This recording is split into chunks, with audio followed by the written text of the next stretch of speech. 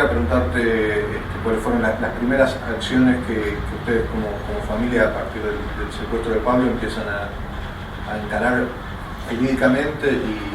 Bueno, lo primero fue una presentación de habeas corpus, que en realidad nos significó una discusión fortísima, porque en ese momento primero nadie tenía, por lo menos no nosotros, idea de la magnitud que estaba tomando la represión. Para cuando desapareció Pablito, que fue en octubre del 76, después yo supe, ya había miles de desaparecidos, por lo menos centenares de desaparecidos, y además era el momento más virulento. Cuando uno consultaba, lógicamente, a un abogado, a los abogados amigos, conocidos, estaban los que te decían: presentá un habeas corpus para ver si le salvas la vida, basados en las experiencias anteriores de lo que habían sido las persecuciones en la Argentina en las distintas dictaduras, basada en la última, por ejemplo, de Onganía y aún lo de la NUCE, pero no había experiencia de desaparición forzada, había experiencia de detención, por ahí también, obviamente, de interrogatorio bajo tortura o ocultamiento del detenido por un tiempo, pero no se imaginaba nadie lo que se había estructurado como política represiva, que era la desaparición.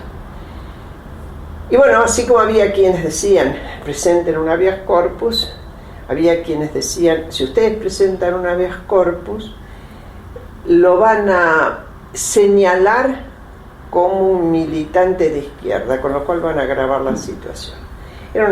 Era muy brutal para los familiares tener tan contradictoria posición, y en todo caso no había ningún abogado, por lo menos que yo conociera, que firmara un habeas corpus. Por lo tanto, a nosotros nos redactaron un habeas corpus, un abogado nos redactó un habeas corpus, una bruta discusión entre Enrique y yo, Enrique, el padre de Pablo, hasta que, bueno, él tenía más miedo que yo tenía el mismo miedo, pero bueno, había tomado la decisión de que sí se hacía ese habeas corpus y se presentó. Lo presentamos ambos y bueno, la respuesta fue la de los miles y miles de habeas corpus que se presentaron, y aún la decena de habeas corpus que presentamos después. Siempre era: no está detenido, no sabemos nada de él, etcétera, etcétera. Yo en un momento dado ni sabía que existían organismos de derechos humanos, y hablando con la mamá de la novia de Pablo, que también desapareció junto con su hermanita la misma noche, habían sido compañeros de escuela, yo le decía: de alguna forma tenemos que encontrar dónde reunirnos, dónde juntarnos, porque yo me daba cuenta que cuando me mandaban a hablar, ellos por ejemplo fueron los primeros que dijeron: vamos a hablar con un sacerdote, que entre paréntesis la paradoja era que había que entrar a la iglesia Estela Maris adentro del predio de la Marina. Vamos a hablar con él, que dicen que recibe y tiene datos y todo. Cuando uno ingresaba ahí, se encontraba en la sala de espera las mismas caras de espanto, de estupor, que uno se veía en el espejo las pocas veces que uno tenía tiempo de mirarse en el espejo. Por lo tanto, me daba cuenta, aunque no se hablaba, que estábamos todos por lo mismo. Después, más adelante, reconocí, cuando los traté, a muchos de los que conocí en ese lugar, que era el sacerdote Gracieli, que después se lo llamó a testimoniar en el juicio de las juntas. Fuimos 2 veces a verlo, fuimos Enrique y yo, y la primera vez, bueno, se compadeció, etcétera. Recuerdo que intentó tomarme las manos, a mí me produjo un rechazo muy fuerte y las retiré bruscamente. Después Enrique me dijo: ¿por qué estuviste tan hostil? Dije: yo no lo pude evitar, porque no dejaba de notar esos detalles de a dónde había que ir a buscar los datos. Y en la segunda directamente yo no quise ir y bueno, a Enrique le dijo que no tenía ningún dato, etcétera, pero en realidad había ido confeccionando un fichero. Hay que pensar que de las distintas demandas que había. Lo cierto es que Gracelli había sido colocado ahí por Tórtolo, que apoyaba totalmente el golpe, y actuó, después, eso me enteré mucho después, en el rescate de algunos de la gente montoneros que estuvo en la Escuela de Mecánica de Las Radas. Fue el caso de Graciela D'Aleo y de otros, ¿no? No sé si había algún motivo para que hubiera este comportamiento diferencial, digamos, que hubiera intentado salvar o rescatar a alguna gente. Yo las intenciones de los demás no las puedo tener una lectura política a distancia. El staff que estaba en la Escuela de Mecánica de la Armada formó su incorporación al macerismo, fue parte de una estrategia de Macera, y ese grupo salió todo con documentos hechos en la Escuela de Mecánica de la Armada. Esto que yo estoy diciendo no es ninguna novedad.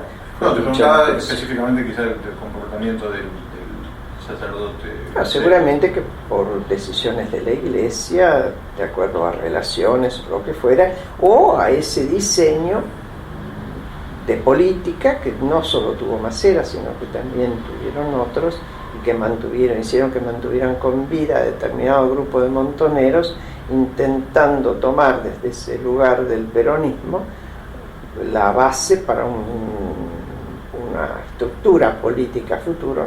No hay que olvidarse que no pensaban retirarse los militares, ¿no? Que tenían un proyecto político, más allá de la dictadura, había un proyecto político del cual hablaban con políticos de los partidos tradicionales. Paralelamente a estas entrevistas, ¿ustedes trataron de tener entrevistas con políticos de los partidos o con funcionarios del gobierno? No yo, en lo individual, con políticos del partido, porque no conocía. Realmente nuestra familia no estaba ligada a la política partidaria. Y sí, pero por recomendaciones, por esto de que eran los titulares con Suárez Mason, que Enrique logró verlo, con un sacerdote amigo. Enrique había hecho 3 años del seminario, después se había ido, pero le habían quedado amistades, que entonces era obispo, y que, bueno, no obtuvimos ninguna respuesta. Y en cambio me enteré de que existía un organismo de derechos humanos que era la Asamblea Permanente por los Derechos Humanos. Me conecté con 2 de la gente que la componía, Eugenia Manzanelli y el cura Enzo Giustosi. Vinieron a verme al Instituto de Idiomas que yo tenía en ese momento, y junto con un socio, y me dijeron que bueno, que estaban haciendo una presentación ante la Corte Suprema, que necesitaban habeas corpus, que habían conseguido pocos, que con los pocos que habían conseguido lo iban a hacer, iban a tratar de que fuera público.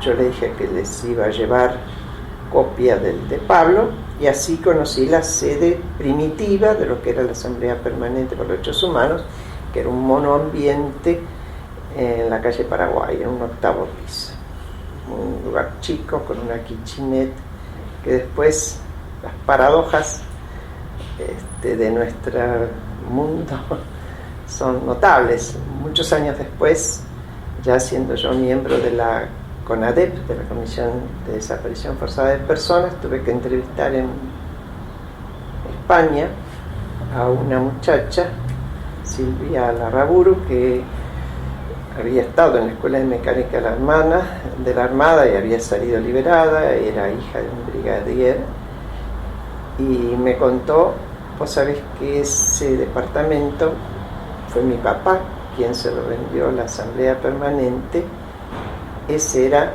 mi lugar, yo estaba ahí y ahí me secuestraron. Y después me acordé que en algún momento se había comentado que cuando se instalaron ahí anteriormente a que yo me uniera, alguien encontró un embute. Embute es un lugar hecho profeso y escondido para ocultar cosas, tanto puede ser documentos como armas, como lo que fuere, ¿no? Así que embute vamos a ponerlo entre comillas. Cuando te conectás con la asamblea, ¿conoces además a algunos otros dirigentes que estuvieran colaborando? Claro, al principio solo conocí 2 o 3 personas que no eran muy conocidas,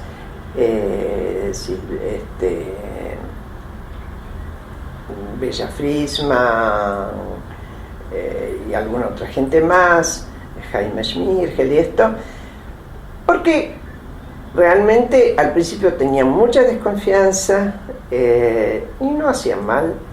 A mí me estuvieron haciendo una tarea en casa de revisación, porque yo me ofrecía a trabajar. El día que fui dije, bueno, yo quiero hacer algo, no sé cómo se hace esto, no tengo ninguna experiencia, pero quiero hacer algo. Y después, poco a poco, empecé a ir 2 veces por semana y a ayudar en la recepción de testimonios. Y más adelante, sí, por cierto, conocí al poco tiempo de haberme incorporado yo, lo secuestraron a Alfredo Bravo. Yo a Alfredo lo conocía, pues soy profesora y ejercí como tal, como dirigente gremial. Y él también me había conocido a mí, nos habíamos dejado de ver, pero siendo yo profesora a través de la CAMIP, que era una organización gremial, yo lo conocía a él. Y tuve que ir a pedir firmas pidiendo por la vida de Alfredo. Después, más adelante, conocí a Alfonsín, conocí a Oscar Allende, conocí antes a Emilio Mignone y Augusto Conte MacDonald. En la casa de Emilio conocí a las madres, porque en realidad se reunían en la casa de Emilio Mignone, ya que su mujer era una de las que iba, y también Anto College, María del Anto College. Y yo al principio empecé a ir a ambos lugares, a las vueltas de las madres y a presentar habeas corpus masivo, con las madres. Masivos era una forma de decir. ¿De cuántas personas? Eran 4 gatos locos. La vez que yo estuve con Azucena Villaflor, por ejemplo, en tribunales, que poco después la secuestraron, y habríamos sido 10, 12. Me acuerdo que yo había aprendido a hacer habeas corpus y le hice uno a una señora que se acercó contra la pared en un papel de cuaderno. Y en ese momento, y esto ayer lo volví a recordar, sé que esta entrevista no es atemporal, pero estamos en julio del 2005 y se encontró el cadáver de Azucena Villaflor. Y por eso volví a recordar esta anécdota, una anécdota trivial. Vuelvo a decir, yo no tenía experiencia política, ella sí. Ella pertenecía a una familia combativa del gremialismo y del peronismo de base. No sé si ella pertenecía al peronismo de base, pero algunos familiares suyos, y eran familiares de Raimundo Ongaro, etc. Por lo tanto, tenían cierta experiencia y era muy activa, muy de armas tomar y muy de proponer cosas, y lo hacía muy ostentosamente, no porque ella fuera ostentosa, sino muy visiblemente. Y no era difícil aún para mí, que no tenía experiencia, darme cuenta de que seríamos 10, 12 mujeres y estábamos rodeadas de individuos que nos miraban, estaban de particular, pero no era tan difícil notar que eran servicios de inteligencia o policía en particular o quién sabe quién, pero bueno, que nos estaban observando. Entonces yo me acuerdo que me acerqué a ella y le dije: Azucena, sé más discreta y deja que otros pongan cosas, porque estás siempre vos sola proponiendo y estás como muy visible. Me miró, no me contestó nada, no éramos amigas tampoco, conocíamos en eso. Y nada, ese episodio se terminó, pasamos a otras situaciones. Más de una vez me preguntaron por qué yo ingresé más fuertemente a trabajar en la Asamblea Permanente. Yo creo que tiene que ver con una cuestión de carácter, de temperamento y de experiencia anterior de tipos de trabajo. Yo me sentía más cómoda en algo institucional y haciendo un trabajo de acumulación de datos que en una actividad donde no había un espacio como no fuera la plaza. Y no se recogían testimonios, si se recogían no había donde guardarlos, era la gente que se acercaba. Bueno, de hecho así fue que fueron infiltrados fácilmente por Astiz, porque era una cosa muy abierta, y tal vez también porque a lo mejor, pienso, yo no me sentía tan cómoda con que fuéramos solo madres y madres de desaparecidos. Sentía que el problema era más amplio que ese. Tenía una concepción política, aunque no fuera política, de partido, que de que el tema era más amplio. Las respuestas que ustedes obtenían a partir del trabajo de la PDH, digamos, la presentación de los habeas corpus, ¿eran uniformes, digamos? ¿Era siempre la misma respuesta? ¿El trato de los jueces era siempre el mismo hacia la cuestión? Bueno, a ver, ¿o había diferencias? No había diferencias. Es decir, desde la asamblea, como asamblea y con la firma de muchos familiares, se hicieron pocas presentaciones y notorias, y eran ante la Corte Suprema, es decir, en realidad se saltaban escalas, se iba en recurso judicial más arriba. Pero lo que sí recibíamos, y ya una vez que yo integré fuertemente la asamblea y pudimos organizar equipos y nos dimos alguna estrategia, lo que recibíamos de los familiares que traían eran las respuestas, y las respuestas eran siempre más o menos las mismas. Salieran desde de Arvindegui, del Ministerio del Interior, o Ruiz Palacios, que después fue gobernador del Chaco y después diputado, y que alguna vez me preguntó por qué no quería trabajar en ninguna comisión con él. Yo era ya diputada. Le dije: porque usted rechazó de puño y letra todos los recursos que yo presenté, preguntándole por mi hijo. Usted y yo no tenemos nada que ver. Pero bueno, esto es una anécdota. Y los que fuera Sarmiento, que fuera de los jueces federales, ¿no?, que fuera quien fuese, siempre decían lo mismo. ¿Por qué? Hasta si hubieran sido bien intencionados, y ahora analicémoslo para que esto no quede como un panfleto. Aún el mejor juez enviaba normalmente la habeas corpus. Se supone que las fuerzas normales y de superficie y legítimas de un país han detenido a alguien, y lo han detenido por motivaciones que no son un delito común. Entonces, quien sospecha que esa detención es arbitraria e injusta, presenta un habeas corpus ante un juez y le dice: señor, han detenido a esta persona familiar, y sospechamos que es con motivaciones que no son las de la comisión de un delito, y no hay prueba de ese delito. Queremos saber dónde está. Por eso es habeas corpus, que tener el cuerpo. Ahora, cuando el juez supongamos que tuviera buena voluntad, enviaba a la Policía Federal, y uno decía, quiero que se curse este pedido a la Policía, después cuando ya sabíamos, ¿no?, más, a la Policía Federal, a la Policía de la Provincia de Buenos Aires, al Comando en Primer del Ejército, cursaban a la policía decía, no lo tenemos detenido. Y en realidad, en lo que uno podría llamar hoy en superficie, no estaba detenido, porque no ingresaba ningún libro de detenciones,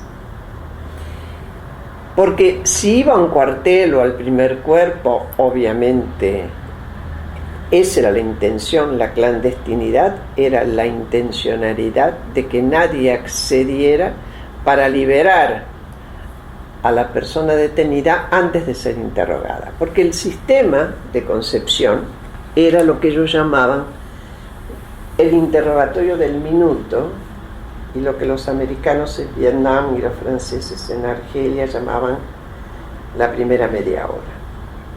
No hace poco, después todo esto uno hizo contrainteligencia para atrás, pero ¿cuál era el procedimiento en la detención de aquel que era en realidad para sí mismo era un detenido, para quienes lo tenían también, era un desaparecido para la sociedad?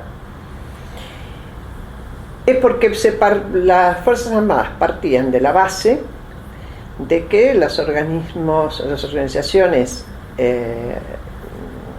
de ERP, montoneros, etcétera, estaban organizadas en células, y que en esas células se conocían por sobrenombres, pero una célula desconocía a otra célula. Sin embargo, había un responsable y después estaban los demás. Habiéndose tomado algunos y estando muy infiltrados ambos movimientos, sobre todo montoneros, lo que tenían eran cuadrículas que cuando tomaban a alguien detenido y lo interrogaban, intentaban llenar con más nombres las cuadrículas que le faltaban. Y esto fue muy dramático en muchos casos cuando se detuvo a responsables y después se los confrontaba con los que estaban debajo y habían sido detenidos después, y el responsable terminaba diciéndole: no te hagas lastimar, decí lo que sabes, admití lo que sea. Ahora, para eso se necesitaba precisamente que nadie pudiera interferir en ese interrogatorio y después en la decisión que tomaban al final, sea de los menos mandarlos a la cárcel, blanquearlos, algunos ponerlos en la calle, otros matarlos y otros dejarlos sobrevivir porque había un interés político, como en el caso del proyecto Macera, o tanto más perverso, yo ya no sé qué es más perverso, las mujeres que para que terminaran de dar a luz, después quitar a los chicos y matarlas, ¿no? Es decir, yo ya no puedo ni siquiera graduar los niveles de perversión de que fueron capaces, en aras de la eficiencia, entre comillas, para llegar a desarmar a las organizaciones armadas.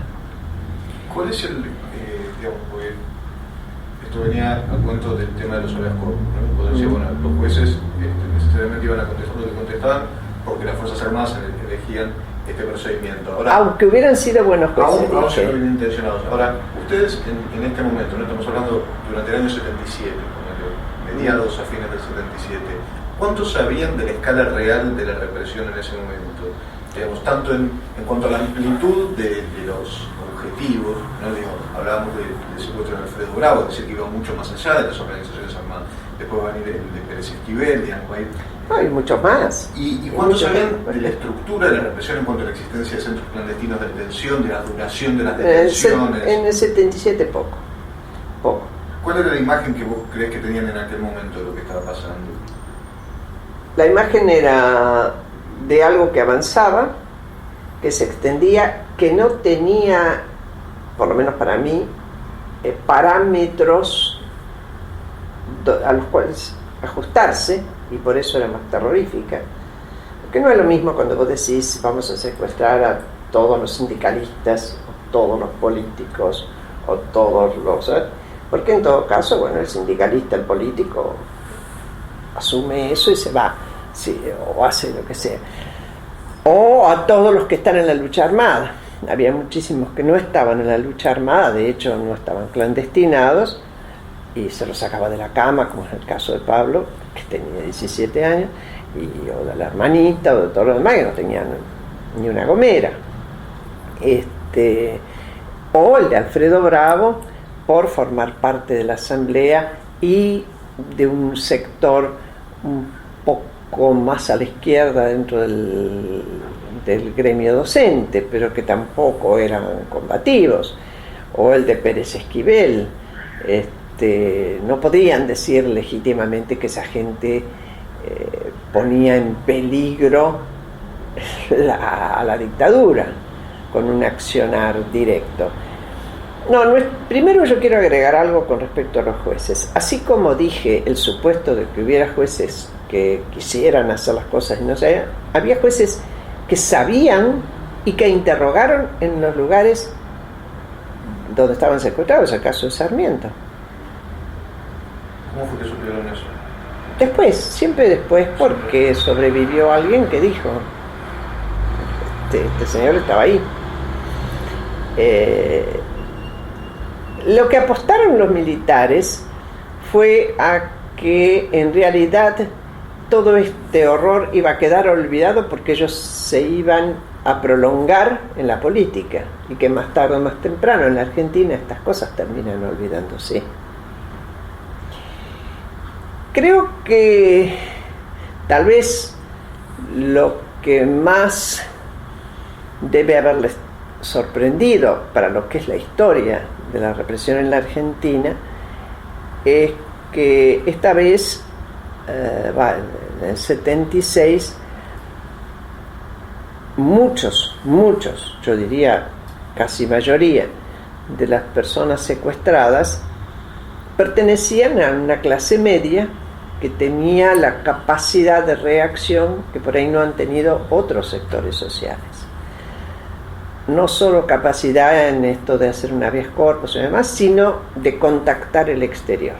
Y en esto hubo gente que fue muy importante: María Adelanto College, René Eppelbaum, Emilio Mignone, Augusto Conte MacDonald, el propio Esquivel, porque tenían rápidamente, por una experiencia anterior de trabajo de ellos y de conexiones, pudieron hacer contacto con el exterior, porque se da la diferencia con Chile.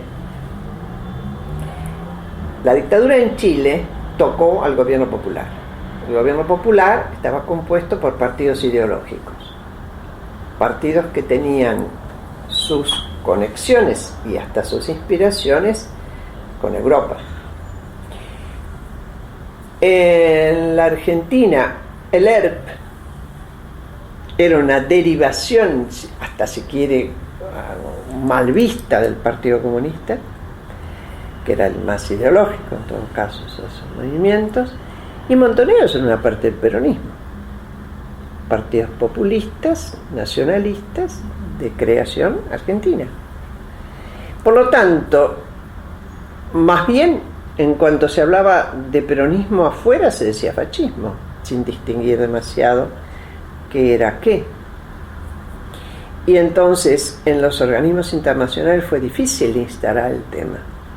Así como Chile tuvo inmediatamente un lector en las Naciones Unidas, un relator, perdón, en las Naciones Unidas, que uno de ellos fue Leandro Dupuy, el actual presidente de la auditoría, exiliado él después de la muerte de Silvio Frondizi.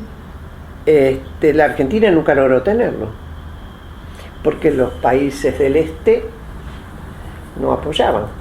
Te quería preguntar sobre eso, la repercusión de esta situación también en la actividad de los organismos, porque el único organismo que existía y tenía historia con anterioridad justamente era la Liga Argentina, ligada al Partido Comunista. Así digamos, es. Y en la asamblea, la parte organizativa estaba hecha por el Partido Comunista. digamos, la Liga, dado que tenía La Liga todo, iba acompañando siempre en las definiciones, en las disputas de los organismos para las acciones. La Liga era una de las que era más conservadora, por así decirlo. Con todo hay que decir una cuestión, porque todo esto se acusó mucho y hubo quienes tuvieron hasta cosas muy, muy bizarras con respecto a estas posiciones. Si bien yo podía reconocer esta ambivalencia de la gente del PC, también es verdad que la gente del PC que estaba en los organismos de derechos humanos se jugaba la vida igual que todos. Es decir, eran los más corajudos o los que tenían más diferencias. Tampoco era la conducción del PC, pero de todas maneras, como quiera que sea, hubo que hacer un aprendizaje. No se podía creer, porque era muy difícil creerse que se podían matar tantos miles de personas sin que se encontraran los cuerpos, sin que se supiera. Era muy difícil de creer, costó muchísimo, hubo mucho de enajenación en todos nosotros. Yo recuerdo, después vos verás cómo compaginás esto. Después que se fue la Comisión Interamericana de Derechos Humanos, que trabajamos muchísimo, y después te cuento en particular, trabajamos muchísimo para que fuera productiva su visita, Enrique y yo viajamos a Europa. Yo fui a París a encontrarme con el único sobreviviente del grupito de amigos, es decir, era el novio de la hermanita de la novia de mi hijo, y que había, Pablo Nemirovsky, que había salvado su vida porque justo estaba en Bariloche cuando secuestraron a los chicos, y su mamá pudo sacarlo de la estación del tren para Uruguay y lo salvó. El chico se sintió horriblemente mal mientras estuvo en París y demás, y bueno, él me confirmó que efectivamente ellos no eran nadie en la estructura de la juventud guevarista, y que Pablo, mi hijo, ni siquiera había ido a reuniones. Podía tener un conocimiento, simpatía, porque era el novio de, pero tal como yo imaginaba y había podido ver, no tenía un compromiso político fuerte, ni mucho menos. Por cierto, sí, simpatías, adhesiones, sí, era de izquierda y demás, pero a militar en un organismo, en una organización armada, había una diferencia. Y bueno, ahí tuve oportunidad de leer las declaraciones de los que se habían salido, de los que habían permitido salir de la Escuela de Mecánica de la Armada y de algún otro centro, y estaban en París y dieron con varias conferencias. Ahí estaba Luis Duhalde, Eduardo Luis Duhalde, el actual secretario, tomando y armando esos testimonios, que fueron los primeros 70 testimonios que nos sirvieron para ponerle una base a todo lo que aparecía después. Y al mismo tiempo en Inglaterra, donde yo me corrí una semana a trabajar con Amnesty Internacional, estaban declarando Cid de la Paz, que era un muchacho de La Plata que había salido de otros centros clandestinos de la provincia de Buenos Aires. Entonces, por primera vez yo tenía en bruto testimonios de personas que decían, bueno, estuvimos acá, estuvimos allá. Estamos hablando de 1979. Bueno. Y recién ahí vos decís que te armaste el cuadro completo de la situación. Ah, no, completo.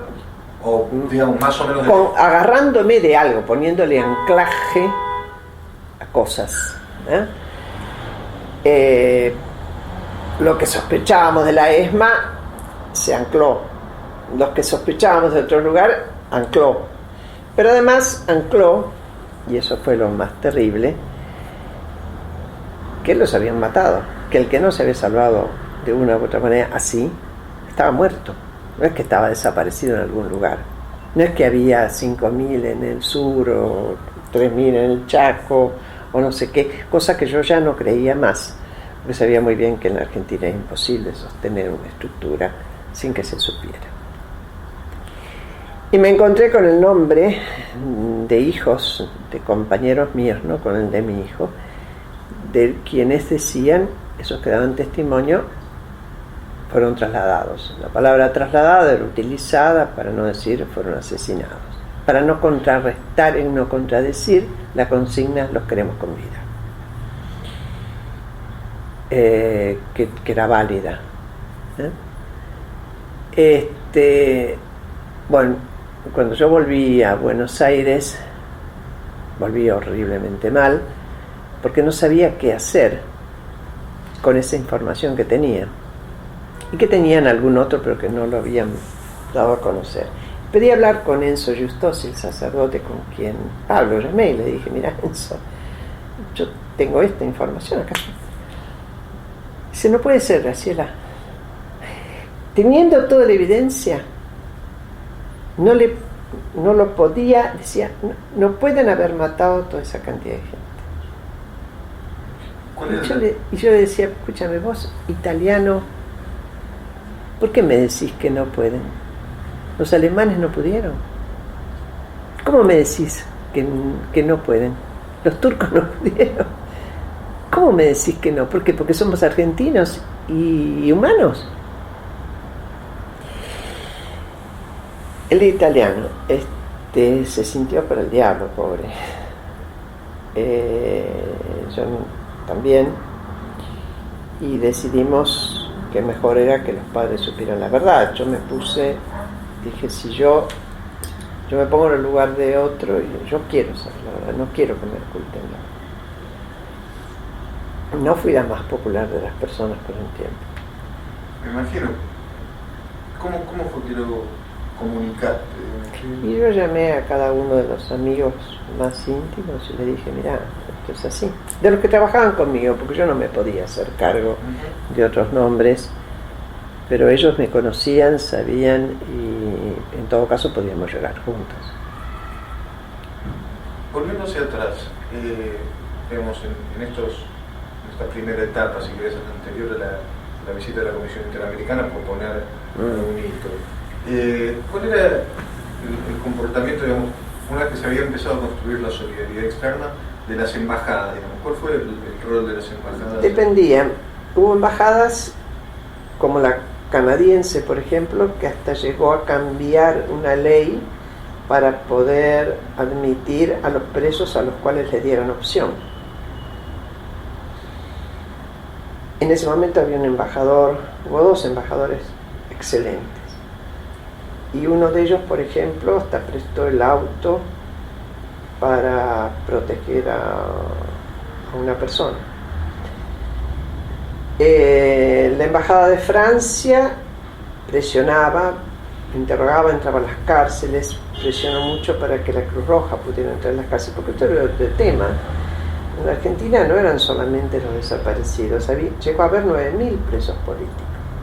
Para cualquier país, 9.000 presos políticos es mucho. Si ustedes piensan que éramos 35 millones de habitantes, 9.000 presos políticos es mucho. Y el sistema carcelario en ese momento, y sobre todo en algunas cárceles más duros que en otros, pero permitía solamente las visitas de los familiares, no entraba prácticamente nadie, por cualquier cosa cortaban la visita. Y una de las tareas nuestras con respecto a las cárceles era intentar meterle gente adentro, que entraran sacerdotes, que entraran pastores, que entraran rabinos, que entrara gente. Se tardó en conseguir eso, ¿no? Se tardó bastante. Si no, era el capellán que se hacía cargo de las cuestiones. Y de hecho hubo matanzas de presos políticos a quienes se los sacó para matarlos, tanto en La Plata como en la Unidad 9.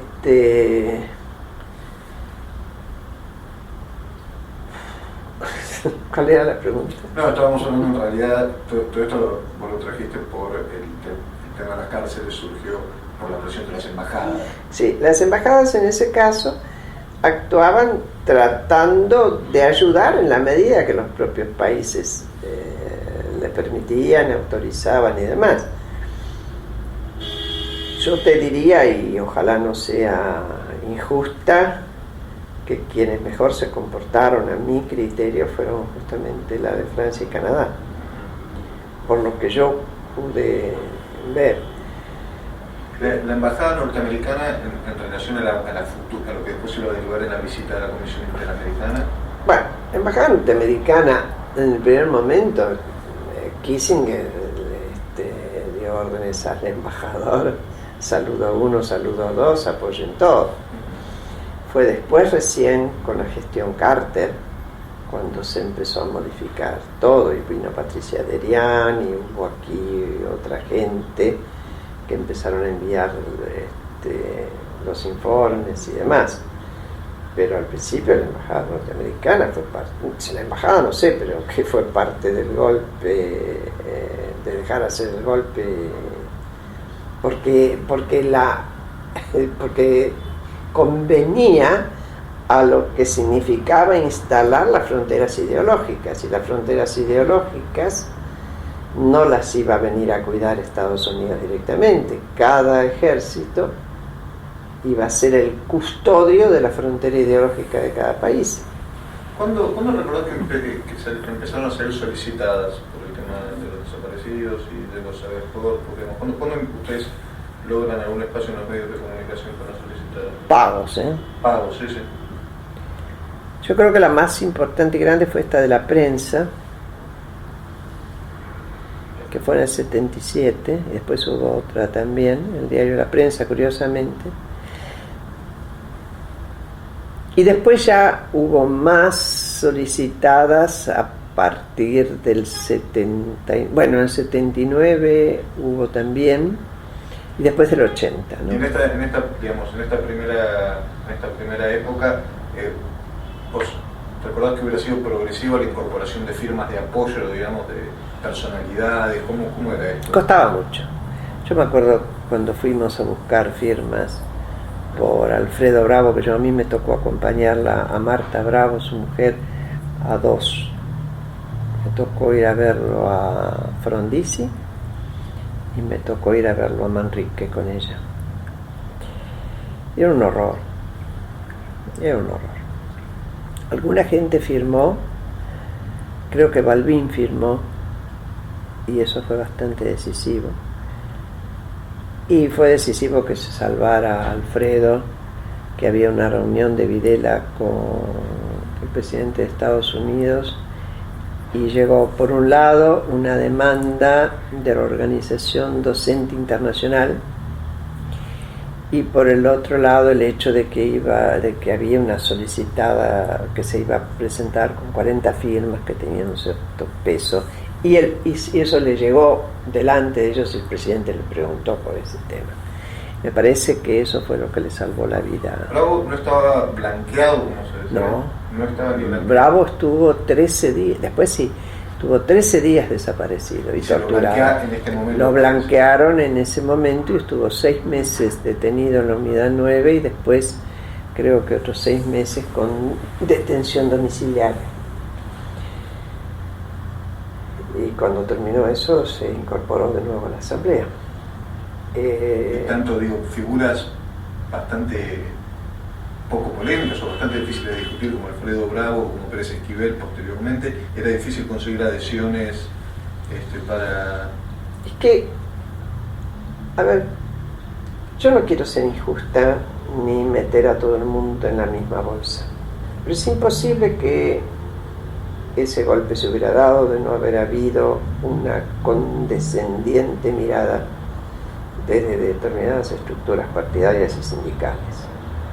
De hecho, si uno se fija en quienes desaparecieron, las cúpulas de los partidos políticos fueron levantadas, no se las tocó, tampoco los sindicatos, y se pegó abajo. Sindicatos realmente combativos eran los con quien los militares no hablaran, era Esmata, y de hecho René Salamanca se lo hizo desaparecer.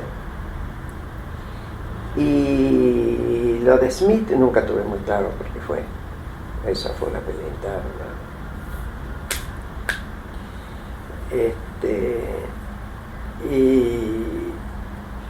Y un Balbín fue el primero que habló de la subversión urbana, de la guerrilla urbana, perdón. Y fue el primero que, saliendo la primera vez en su vida del país, llegó a Europa y dijo: el desaparecido está muerto, ¿no? Son cosas. Todos sabemos que no se instala una dictadura si no hay una condescendencia, no solo de determinadas fuerzas políticas o sectores de fuerzas políticas, sino también de una parte de la sociedad. Cuando ustedes hacen este intento de poner la cuestión en la escena pública, ¿no? Antes vos nos comentabas, pero fue antes que empezáramos a grabar, una de estas solicitadas en donde tienen incluso una especie de discusión más o menos pública con Arguindegui. ¿Cómo había sido esto? ¿Qué decía la solicitada y cuál es la respuesta de los No, la solicitada era muy cuidadosa siempre y decíamos: recibido el testimonio de que estas personas han sido detenidas y no se sabe de su paradero. Y un listado, queremos saber, se acabó, eso era todo.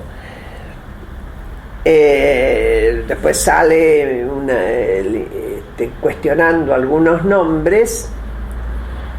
Y sí, el Ministerio del Interior, y que yo no sé, ya ahora no me acuerdo si eran real o no, si es eficaz, pero que de repente eran Álvarez o no sé qué, son nombres que, bueno, aun cuando nosotros teníamos especial cuidado en no publicar nada que no estuviera acompañado con número de documento, fecha exacta y todos los nombres. Si teníamos la más mínima duda, no poníamos, para que no nos pasara eso, ¿no?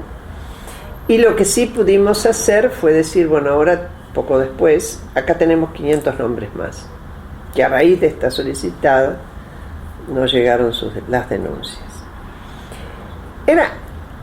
Todo era muy cerrado. El discurso de la dictadura estaba bien armado, pero sobre todo estaba bien armado para oídos que querían escuchar eso. ¿Dónde estaba usted? ¿Dónde está su hijo, señora? ¿Cuánta señora te habrá dicho ahí? Eso le pasa por no cuidar a sus hijos. A mí no me va a pasar.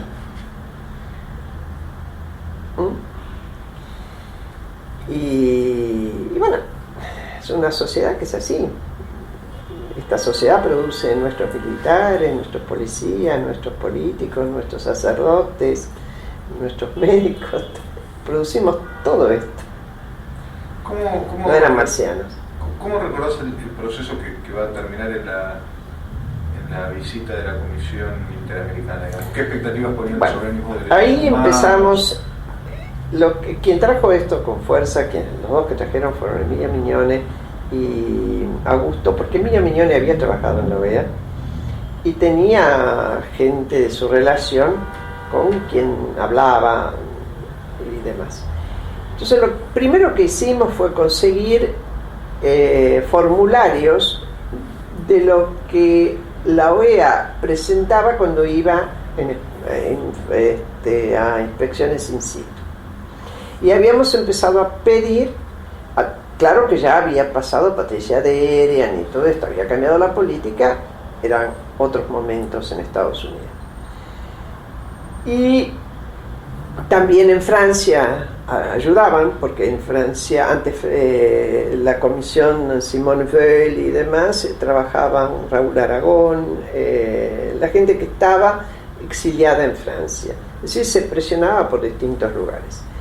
Entonces empezamos a hacer mandar a la OEA testimonios también y denuncias con fotocopia de habeas corpus, es decir, que orientábamos a los familiares a que hicieran eso, y en eso trabajábamos todos los organismos que teníamos algo institucional, tanto la Liga como nosotros, como el CEL se formó después, el CEL se formó en el 80, posterior a la llegada de la OEA. Familiares, generalmente era así, éramos madres no, porque madres no tenía, digamos, una cosa institucional. Y bueno, se empezaron a mandar por correo y redactados de forma que la burocracia de la OEA la había armado. Viajó Augusto, habló con Vargas Carreño, empezaron a moverse y demás, y el gobierno argentino, en un acto que realmente fue muy llamativo, pero creo que tuvo que ver con el 78, que sintió como que había recibido una bocanada fuerte de aire, digamos que se agrandó, y al mismo tiempo críticas que empezaban a venir más fuerte, se mandó la bravuconada de invitar, porque si no no hay comisión in situ. Invitó y se analizó en la comisión de la OEA y se aceptó. Y iban a venir en febrero del año 79. Ahí creo que el gobierno se asustó, dio marcha atrás y postergó esa venida hasta septiembre, que fue cuando vino, del 79. Mientras tanto, nosotros en la asamblea, con la gente de la Asamblea de La Plata también, organizamos grupos y dijimos, bueno, ¿cómo sintetizamos este cúmulo de datos que tenemos? Que habrían sido en ese momento unos 4.000 testimonios. Hagamos categorías. Y cada uno hágase cargo de alguna categoría y describa y ponga la lista. Para eso antes nos pasamos, yo empecé a usar anteojos en ese momento. Yo creo que me pasé 14 horas diarias leyendo todos los testimonios y clasificándolos arriba, que después cuando nos lo devolvieron, los de la OEA reconocí, nos devolvieron a la CONADEP. Yo ya me había olvidado de eso. Donde fuimos poniendo, y entonces dijimos, bueno, a ver, familias enteras, niños, mujeres embarazadas, adolescentes, soldados conscriptos secuestrados mientras hacían la conscripción, delegados de fábrica. Bueno, hicimos algunas categorías gruesas para marcar la extensión social que tenía la represión. Y cada uno de nosotros hizo cargo de alguna de esas categorías.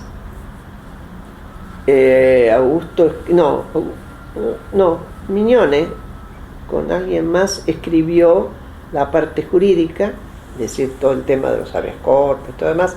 Y si vos leíste el informe de la OEA, ¿lo leíste? Sí. Bueno, vas a encontrar que más allá de que ellos pusieron otra cosa, la estructura era la que había salido armada. Salió muy armada. Después ellos agregaron cosas, hicieron evaluaciones, y yo qué, pero hoy uno ve esas categorías, las mismas. Se mandaron ya armadas y se fue trabajando, y en agosto vino por primera vez el que iba a ser su secretario, que era Vargas Carreño, a hacer una primera conexión, y ahí nos allanaron. Ahí allanaron la PDH. La PDH y la Liga, 2 veces.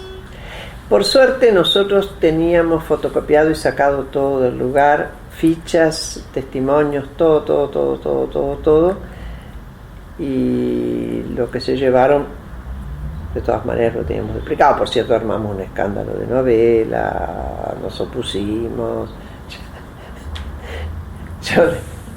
Porque vinieron con juez, ¿no?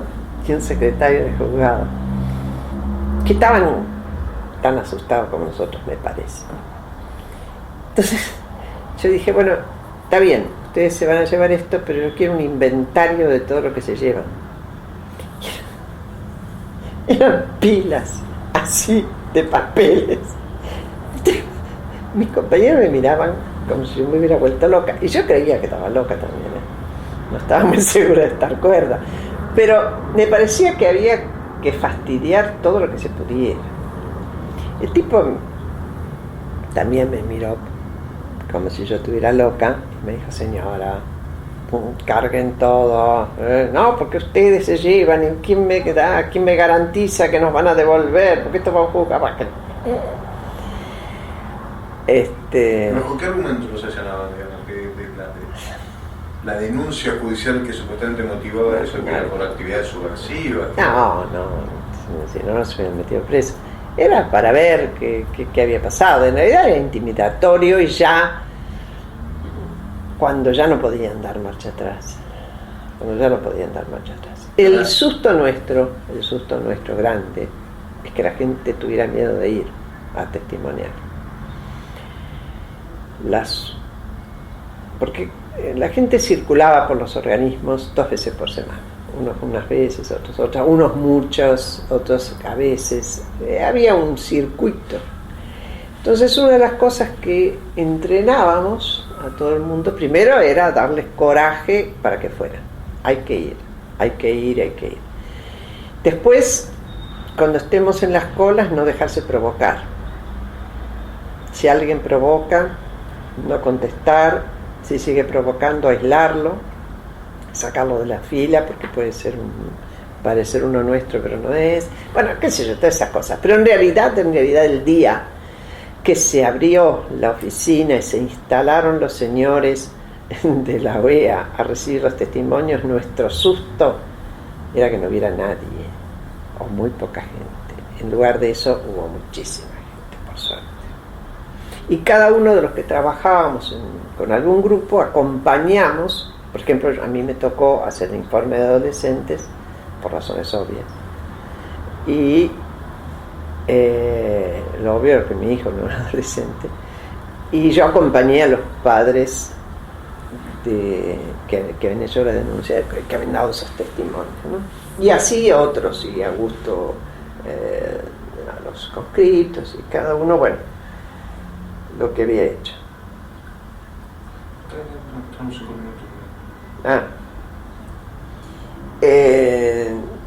Más allá de las maniobras de que pasaron algunos en camiones y gritaron, que a gritar un poco, porque no daba para gritar mucho, la mayoría eran mujeres en las colas, y eso hay que ser muy mal nacido para que te den, no hay tanto. Bueno, hay muchos mal nacidos, pero que fueran en un camión de fútbol no eran tantos.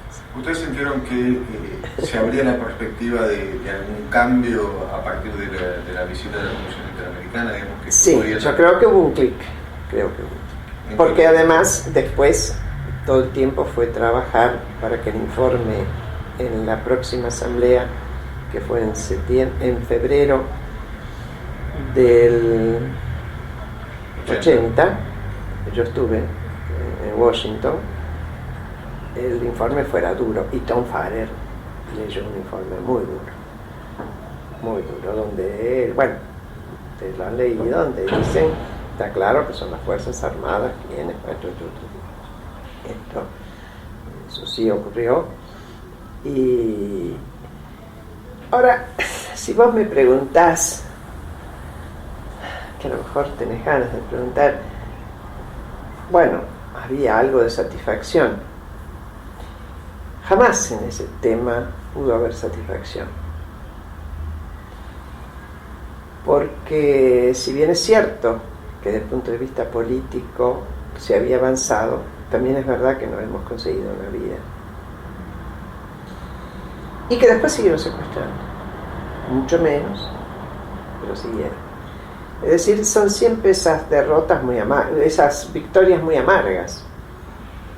Muy amargas. Porque lo mismo pasaba cada vez que organizábamos una concentración, una marcha, ya en épocas en que empezó a haber una tras otra, ¿no?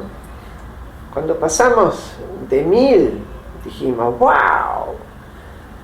Después 1500, ¡wow! Y al otro día decíamos, ¿y? Después fuimos un montón cuando fue contra la amnistía. Ahí fue un poco más sabrosa, porque ahí se nos venía la democracia. Ahora, siendo en el año 80 y digamos unos meses después también va a venir el Nobel a... 2 minutos. Ahora pronto lo cambiamos.